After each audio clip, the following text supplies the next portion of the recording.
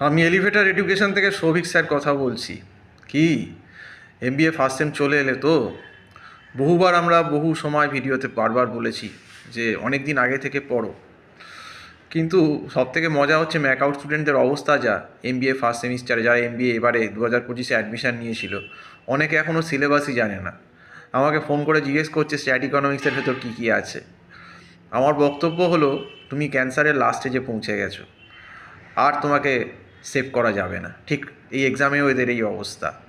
মানে ম্যাকআউটের সব স্টুডেন্ট না হলেও একটা ম্যাক্সিমাম স্টুডেন্টেরই এখন এরকমই হাল। এটা প্রত্যেক বছরই আমি দেখি যে পরীক্ষার ঠিক 20 দিন, 22 দিন, 25 দিন, 1 মাস আগে কল করে, স্যার পড়াবেন? আচ্ছা কী সিলেবাস আছে? সিলেবাসটাই আমি জানি না। হ্যাঁ, আহা কী আনন্দ আকাশে বাতাসে, সত্যি তো। যাই হোক, এখন পরীক্ষা তো একদম দোরগোড়ায় দুয়ারে।